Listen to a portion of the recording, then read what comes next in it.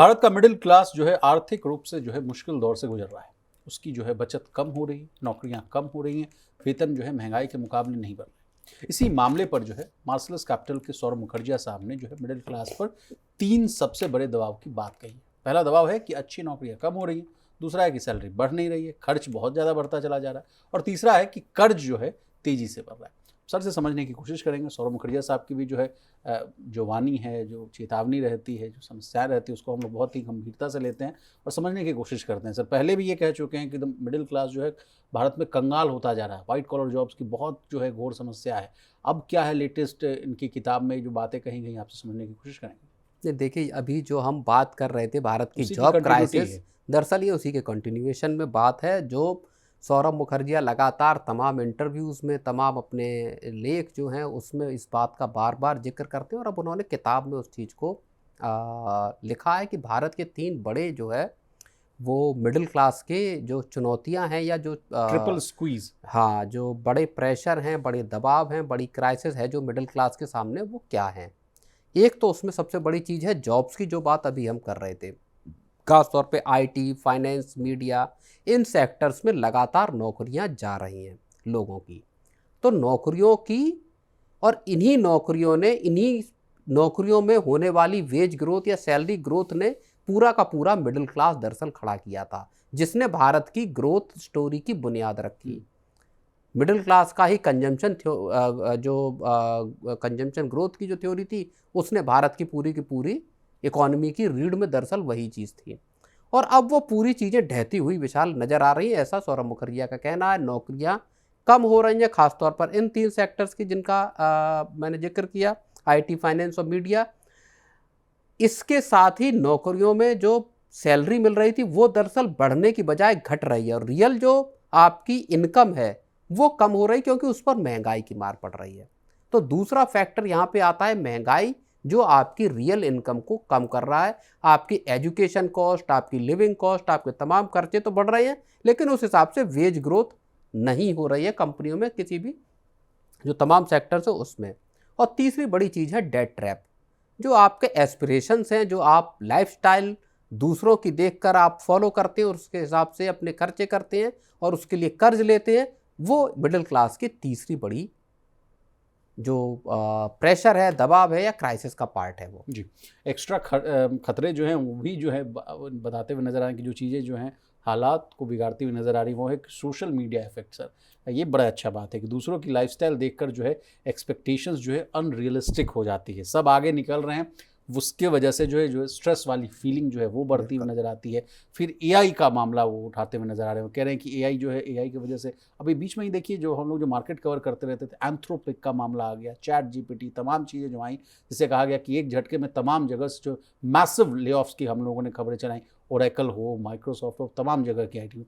तो कहा जाता है कि एआई की वजह से जॉब अचानक चली जाती है। कई रिपोर्ट्स तो हम लोगों ने सर आपके साथ डिस्कस की है कि भाई 1-1 करोड़ का जो है आईटी प्रोफेशनल ने लोन ले लिया, उसका ईएमआई नहीं भर पा रहे हैं तो ओला उबर चलाने लग जा रहे हैं। कई लोगों ने जो है सुसाइड तक कर लिए कि भाई अमेरिका में जॉब करते थे, 40 लाख के पैकेज पे थे, वहाँ से नौकरियाँ हट गई, यहाँ आए तो 4 महीना भी सर्वाइव नहीं कर पाए, क्योंकि वो है मतलब एक्स्ट्रा वैगंजा जो है लाइफस्टाइल जीने की आदत थी, और यहाँ पे सुसाइड कर लिए। तो ये नहीं, तो सब उसमें पत्नी ने भी सुसाइड की। जब बताइए। पति को घर पे आके देखा कि उन्होंने सुसाइड कर लिया, जो अमेरिका से लौटे थे, उस महिला जो खुद भी आईटी सेक्टर में नौकरी करती है, उन्होंने भी सुसाइड कर लिया। तो इस तरह की चीज़ें जो है वो बड़ी और यही एक्स्ट्रा बताता खतरे है। वाली बात पर अगर आप कुछ बिल्कुल। 2-4 पॉइंट ऐड करना चाहेंगे, सोशल मीडिया सब आगे निकल रहे हैं, नहीं, ये इनसिक्योरिटी। तो देखिए एक एस्पिरेशन, और हम आप किसी भी पार्ट में देश के देख लीजिए जो जॉब्स के हब हैं, वहाँ रियल एस्टेट सेक्टर की ग्रोथ को आप इसी से जोड़कर देख सकते हैं।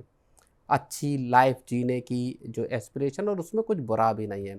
अगर कोई व्यक्ति कमा रहा है, पढ़ाई की लंबी चौड़ी, उसके बाद अगर आप उसको खर्च करते हैं तो उसमें बुराई नहीं है। लेकिन स्टेबिलिटी, दरअसल स्टेबिलिटी का जो फैक्टर था कि साहब आप जिस तरह सरकारी नौकरी में है कि आप एक बार एंट्री कर ली, इसके बाद आप 60 साल के जब हो जाएंगे तभी आप वहाँ से आपका रिटायरमेंट होगा। प्राइवेट सेक्टर में, और ख़ास तौर पे जब से जो टेक डिसरप्शन आए हैं एआई का ख़ास तौर पे, उसने इन सारी नौकरियों को वल्नरेबल विशाल बना दिया है। तो ये जो खतरे हैं, ये साफ तौर पे मिडिल क्लास इनका।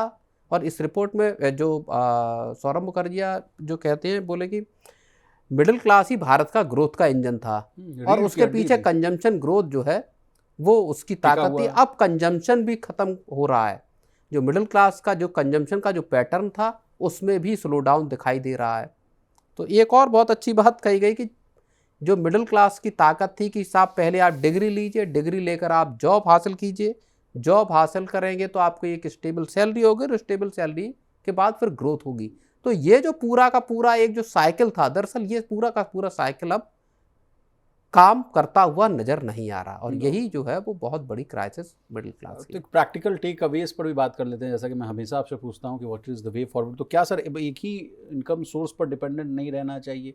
स्किल्स को क्या अपने अपग्रेड करते रहना चाहिए? क्या अननेसेसरी डेट जो है उसको अवॉइड करने की कोशिश करनी चाहिए? क्या लॉन्ग टर्म जो है इन्वेस्टिंग का डिसिप्लिन इसको मेंटेन रखना चाहिए? कुछ सलाह आप भी अगर देना चाहें। नहीं, मेरे हिसाब से मुझे जो लगता है कि जॉब्स पर डिपेंडेंट होना टू अ लार्ज एक्सटेंट, वो मुझे लगता है थोड़ा रिस्की है। आपको बेहतर, और भारत में इस तरह का असल में कल्चर नहीं है, इसलिए मैं इस बात को कह रहा हूँ।